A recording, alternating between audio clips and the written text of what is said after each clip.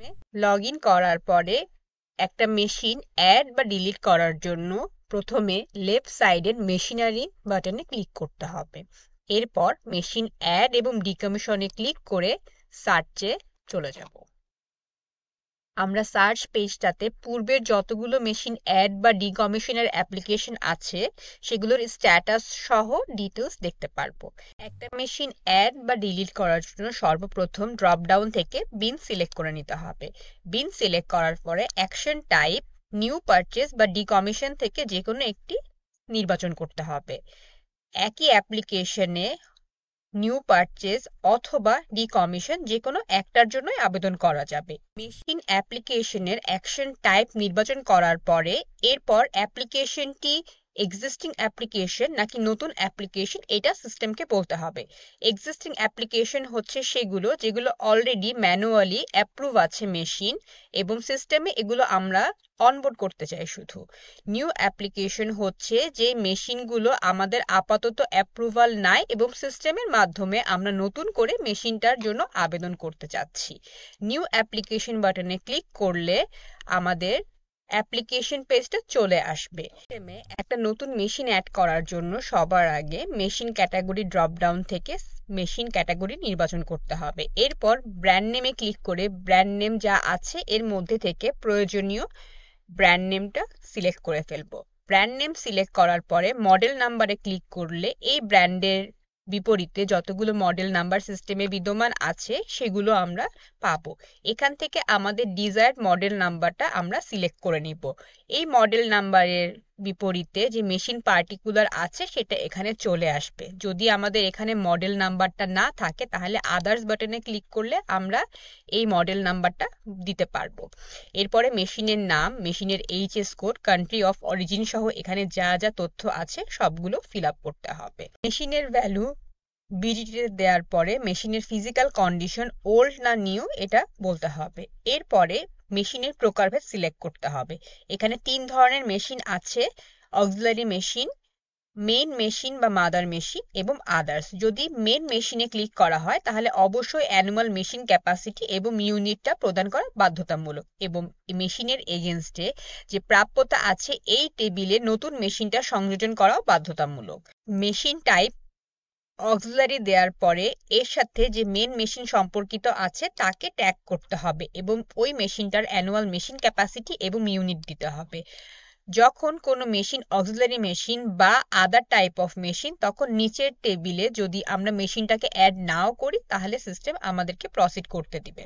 মেশিনের তথ্য দিয়ে দেওয়ার পরে মেশিনের ইনভয়েসের তথ্য আমাদেরকে সিস্টেমে দিতে হবে। প্রথমে অ্যাড ইনভয়েস বাটনে ক্লিক করে এটা লোকাল পারচেজ নাকি ইন্টারন্যাশনাল পারচেজ এই রেডিও বাটনে আমরা ক্লিক করব। লোকাল পারচেজ হলে বিআইএন নাম্বার ভেরিফিকেশনের সাথে সাথে নেম আর অ্যাড্রেস চলে আসবে এবং বাদবাকি যে তথ্যগুলো আছে সেগুলো উইথ ডকুমেন্ট ফিল আপ করতে হবে।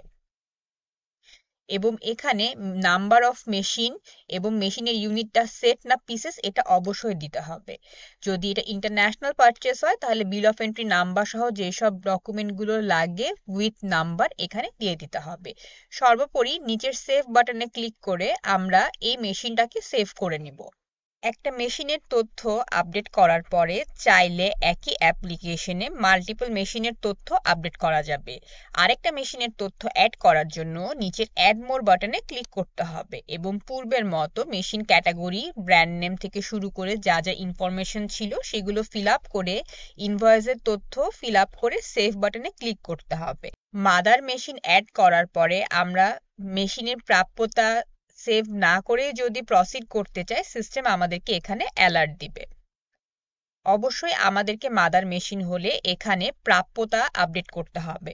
বাটনে ক্লিক করার পরে যে নতুন মেশিনটা অ্যাড করা হলো সেই মেশিনটা যেহেতু মাদার মেশিন ছিল অবশ্যই প্রাপ্যতার টেবিলে অ্যাড করতে হবে। প্রাপ্যতার টেবিলে অ্যাড করার জন্য প্রথমে প্রাপ্যতার টেবিলটা ভালো করে দেখতে হবে যে কোন ক্লাস্টারে অ্যাড করা যেতে পারে। একই মেশিন একাধিক ক্লাস্টারে অ্যাড করার এখানে সুযোগ রয়েছে। যে ক্লাস্টারে আমরা অ্যাড করতে চাই সেই ক্লাস্টারের অ্যাকশনে যে এই তীর চিহ্নতে ক্লিক করব। প্রাপ্যতার ক্লাস্টারে ক্লিক করার পরে পূর্বে যেসব মেশিন অ্যাড করা আছে সেগুলো এখানে দেখাবে এবং চাইলে সেই মেশিনগুলো ডিলিট বাটনে ক্লিক করে ডিলিট করা যায়। একটা নতুন মেশিনে ক্লাস্টারে অ্যাড করার জন্য প্লাস মেশিন অপশনে যাব এবং সিলেক্ট মেশিনে গিয়ে আমরা যে মেশিনটাকে এখন অ্যাড করতে চাচ্ছি সেই মেশিনের নামটা সিলেক্ট করে ফেলবো এবং একই সাথে আমরা মাল্টিপল মেশিন চাইলে অ্যাড করতে পারি। নিচের অ্যাড বাটনে ক্লিক করে আমরা পুরো এন্ট্রিটাকে সেভ করে নিব। মেশিনের তথ্য প্রদান করার পরে এবং প্রাপ্যতার টেবিলে মেশিনের সংযোজনের পরে প্রসিড বাটনে ক্লিক করতে হবে। এখন সিস্টেম অ্যাপ্লিকেশনের ভিউ পেজে আমাদেরকে দেখাবে যেখানে অ্যাপ্লিকেশনে সিলেক্টেড সব তথ্য আছে। প্রথমে বন্ডার প্রোফাইল, এরপর মেশিনের ডিটেলস, প্রাপ্যতার ডিটেলস দেখাচ্ছে। যদি বন্ডার চাই কোনো অ্যাপ্লিকেশন করতে এখানে বাংলা বা ইংরেজি যে কোনো ল্যাঙ্গুয়েজে লিখতে পারে। কোনো ডকুমেন্ট চাইলে আপলোড করতে পারে এবং সর্বোপরি অ্যাপ্লিকেশনটাকে সেভ বাটনে ক্লিক করে সেভ করে নিতে পারে। অ্যাপ্লিকেশনটি ফাইনালি সাবমিট করার জন্য সাবমিট বাটনে ক্লিক করে কোড ফি প্রদান করে এটাকে সাবমিট করা যাবে। মেশিন ডিকমিশনের জন্য মেশিন মডিউলে যে প্লাস অ্যাড বাটনে ক্লিক করতে হবে। এরপরে বিন সিলেক্ট করে নিতে হবে। বিন সিলেকশনের পরে মেশিনের অ্যাকশন টাইপ নিউ পারচেজ বা ডিকমিশনের মধ্যে ডিকমিশন সিলেক্ট করতে হবে এবং এরপরে সিস্টেম অ্যালার্ট দেখাবে অ্যাপ্লিকেশনটা এক্সিস্টিং অ্যাপ্লিকেশন নাকি নিউ অ্যাপ্লিকেশন। এখানে অ্যাপ্লিকেশন টাইপ সিলেক্ট করে মেশিনের ডিকমিশন পেজে আমরা চলে এসেছি।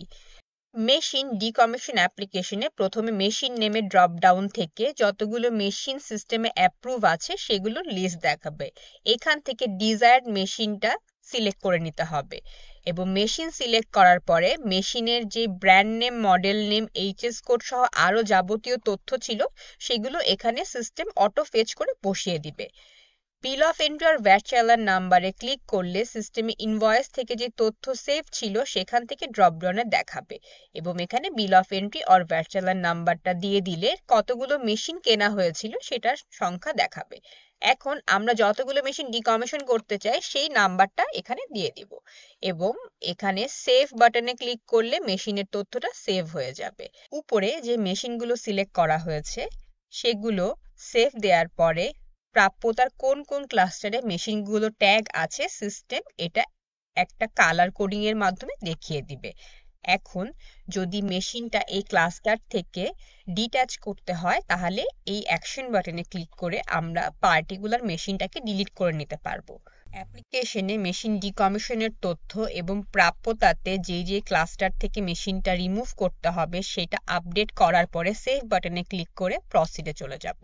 সিস্টেমে এই অ্যালার্ট দেখানোর মানে হচ্ছে অলরেডি একটা প্রাপ্যতার অ্যাপ্লিকেশন ইন প্রগ্রেস অবস্থায় আছে। প্রাপ্যতার অ্যাপ্লিকেশনটাকে অ্যাপ্রুভ বা রিজেক্ট করার পরই নতুন করে আরেকটা মেশিনের আবেদন সাবমিট করা যাবে। যেহেতু মেশিন এবং প্রাপ্যতা দুইটা কো-রিলেটেড, সো একটা প্রাপ্যতার অ্যাপ্লিকেশন পেন্ডিং অবস্থায় থাকলে নতুন করে কোনো মেশিনের আবেদন দেয়া যাবে না। সিস্টেমে মেশিনের ডিকমিশনের তথ্য এবং প্রাপ্যতার ক্লাস্টার থেকে রিলেভেন্ট মেশিনটা বিয়োজনের পরে সেভ বাটনে ক্লিক করব। সেভ বাটনে ক্লিক করার পরে অ্যাপ্লিকেশনটা সাবমিশনের জন্য প্রসিডে যাব। ক্লিক করার পরে মেশিনের ডিকমিশন ম্যানেজমেন্টের প্রিভিউ পেজটা আসবে। প্রথমে বন্ডার প্রোফাইল, এরপর যে মেশিনটা ডিকমিশন করার জন্য আবেদন করা হচ্ছে তার সম্পূর্ণ ডিটেলস এবং প্রাপ্যতার ডিটেলস এখানে দেখাবে। বন্ডার যদি চান তাহলে সে তার একটা অ্যাপ্লিকেশন এখানে বাংলা বা ইংরেজি যে কোনো একটা ল্যাঙ্গুয়েজে লিখতে পারবেন এবং রিলেভেন্ট কোনো ডকুমেন্ট থাকলে তা আপলোড করতে পারবেন। সর্বশেষে সেভ বাটনে ক্লিক করে সাবমিটে যেতে হবে। সাবমিট করার সময় কোড ফি প্রদানের মাধ্যমে অ্যাপ্লিকেশনটা সাবমিট করা যাবে।